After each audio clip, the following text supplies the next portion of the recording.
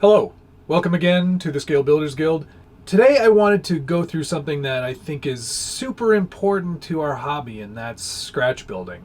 A lot of people love to buy things and put them on their truck, and there's nothing wrong with that. I do that just as much as everybody else. But I think what's really important to move this hobby forward is to do things that you can't just buy. A lot of trucks that I build and have built in the past are scratch built from styrene. And styrene is a great medium to work in. It gives you a lot of variety of options, lots of different techniques can be applied to styrene. You can do just about anything, and it's pretty easy to come by.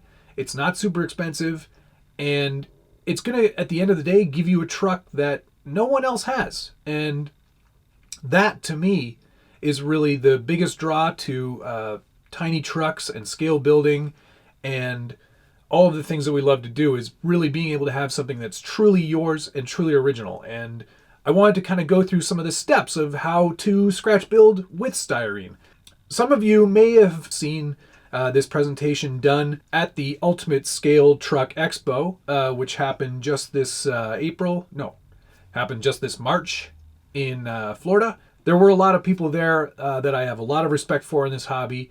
And definitely thanks for being there. It was super fun to meet all of you and see some of you again. This presentation happened at that event, and I wanted to bring it to the masses. So this will give you sort of the basics of what you need to do to start scratch building with styrene. Who am I and what am I doing here? Well, most of you know me on the forums as I'm That Guy. I'm one half of the team that runs the Scale Builders Guild. We've got a lot of great mods who help us support that site. And tons of awesome members who, honestly, without them, we wouldn't have any content, really. So lots of great people there doing some pretty incredible things with styrene, and we'll get into some of those guys later on in this thing. I've been doing this since about 2005, I want to say. It was really not until, 12 years ago or so that I really started to explore building my own stuff. And what I'm going to kind of go through is some of those things today. So here we go. On this slide here, you see some of the builds that I've done. There's the Volvo C303, which is super easy because it's just basically a box. I mean, there are some curves, but it's not anything that, a beginner builder couldn't do. All you need to do is, take a look at some good references and build a box. It's that simple. Scale Builders Guild is no stranger to boxes. We love to do box reviews, and sometimes we build boxes. So what we're going to cover in this short tutorial is materials that are required, the basics of construction, and some advanced techniques. So you're going to need things to make things, and here's some of those things. Styrene, obviously. What I like to do is have varying thicknesses in my collection. Down to you can buy as thin, I think, as 0.010, but 0.020 is, kind of the minimum, I'd say. All the way up to 0.080, and you can go even thicker. It just gets harder to work with, harder to cut.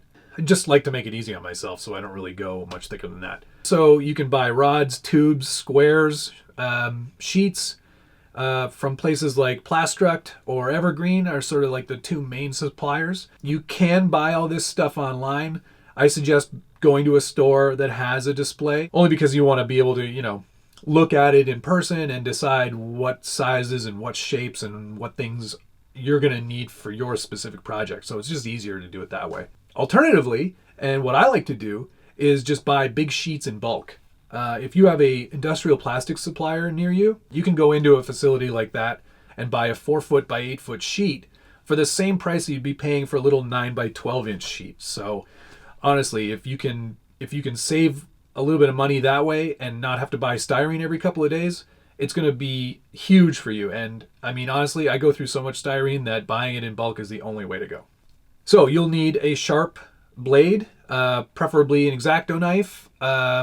You can also use a hobby blade, like a number 11 blade is probably the most common and gets used most frequently. But something you can put some leverage on, because you do need to put some pressure on these plastics to cut them. You'll also need a metal ruler or some kind of straight edge.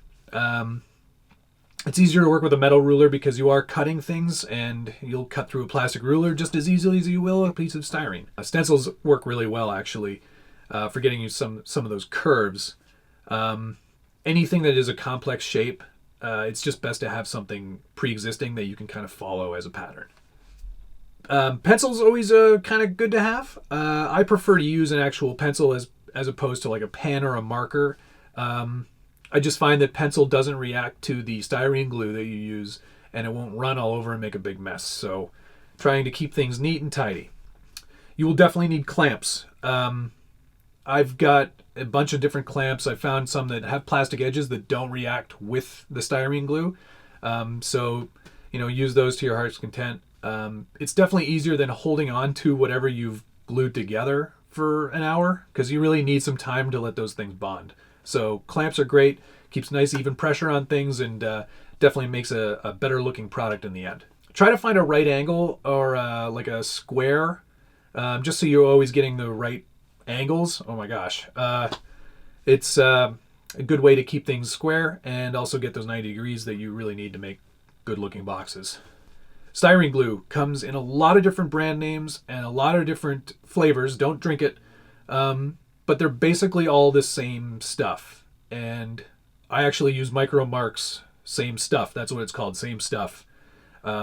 It's basically just methyl ethyl ketone, MEK, which, depending on where you live, may or may not be available to you. Where I'm from, it's actually quite easy to get, and it's super poisonous. I think it actually stands for may eventually kill, because I think it actually will probably kill you. So with any of these glues, they're basically solvents. So make sure that you're working in an area that has good airflow, or you can put a mask on, and not just a particulates mask. It should be an actual filtered gas mask style thing. Unless you've got good airflow. I have a door here that opens, so I just keep my door open when I'm using it. Good razor saw is always good to have. I've got two. One is a flexible blade, so when you are cutting on a contour, you can actually kind of match that contour with the blade. I use that. I also use just a regular everyday razor saw that doesn't have any flex to it for longer, straighter cuts that I need to make. Sandpaper of varying grits. I go from 80 all the way to 12,000. I know 12,000 sounds ridiculous, but that's like way into the polishing stage and finishing. On a typical build, you'll really start at like 80, 120, and then maybe go down to 240, 400 for sort of your rough kind of finessing of shapes and contours and, filling in those joints and everything. 12,000 is overkill for sure, not necessary, but I like to go as far as possible in the prep stage so I don't have to do much after the prep stage. A good sanding block to attach that sandpaper to is sort of super key. You want one that doesn't have a lot of flex, so you're getting a perfectly straight sanding element. You don't want to use your hands because you're not going to get anything level and straight at all, ever. Filler is something that's super important to have as well. There's a few different ways that you can fill gaps. Some people like to shave down a bunch of styrene into shavings or dust, and then put that into some MEK and let it melt. Then it becomes basically liquid styrene. So you can actually fill a gap in really, really nice. It won't sink, it won't shrink, and it's basically as strong as the rest of the material. So super smart to use it that way.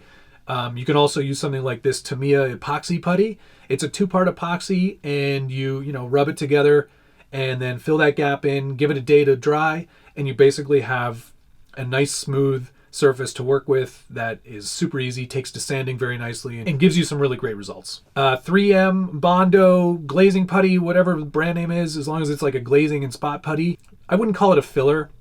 It's more of like a finishing stage, so it really is like just sort of like smooth it on, sand it off, and it fills any of those micro gaps that you might have, but generally not super necessary in the early stages of building, but definitely comes in handy as a prep prior to paint. Also very important to have some real world references. So what I'm talking about here are really good photos. You want to have like a profile, front, rear, side, top view, however many pictures you can get of the thing that you're trying to build. It's really important to not try to do this from memory because I guarantee you it will never look right. If I can find a great blueprint, I actually print it out to the scale that I'm building, and I basically use it as templates. That's not anything new, but it is super handy because it'll basically give you the exact duplicate in the scale that you're working. So it really doesn't get much better than that. It definitely is better to have a combination of blueprint and photo because the photos are going to give you the contours and some of the shadows and shapes that you might miss in a blueprint. Very important. Most importantly, you definitely need to have practice and patience. None of these things come easily. With anything that you're doing, it really is about doing it over and over again to get good at it. So let's go through a couple of basic building techniques. What we're going to look at here is the scoring method. This is for really the easiest and cleanest cuts. Applying equal pressure along your steel ruler or metal edge, place it over the styrene piece that you want to cut, and use your blade, and be careful when you're doing this, but use your blade to score that piece. It doesn't require a ton of pressure, especially if you're using like a 060 or 030 styrene. As long as you're making a strong, straight cut, it's going to snap quite easily. You take your piece of styrene, and after you've scored it, quite easily it just snaps and makes a perfectly straight line every time. Please do be careful when you do this. If you're a youngster or you don't have a lot of experience, definitely have someone around you the first couple of times so you don't cut off a finger.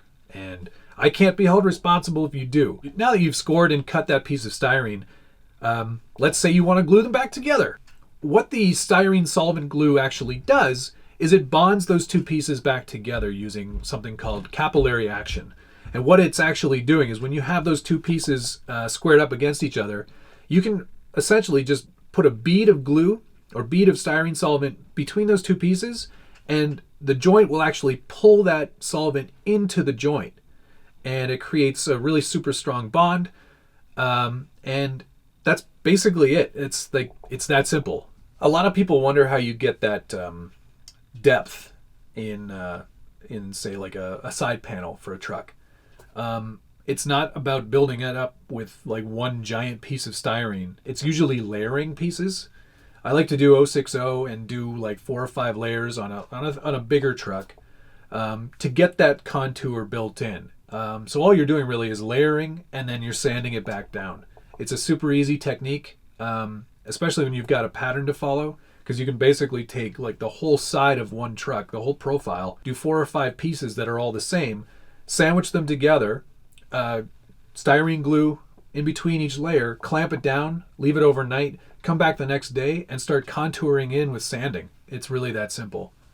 You can also use tools like a scriber, which essentially will give you the ability to put like panel gaps in, or how some trucks have like a very thin contour in the metal, like a fold almost. That's where you can use a scriber. Really comes in handy. Again, just use a straight edge, scribe along the straight edge. Makes it pretty simple. Sandwiching definitely gives you that kind of three-dimensional look that is really difficult to accomplish just with sanding.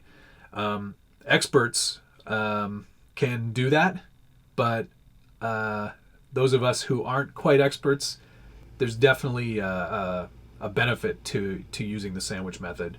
So curves, they're a little bit more complicated, but again, it's just kind of building on the basics, right? So imagine you have a sandwich of layers and you just kind of step them up. So like one here, one here, one here, one here. So then you have like this sort of like stepped off, what I guess you can say it's almost like a digital step pattern, right?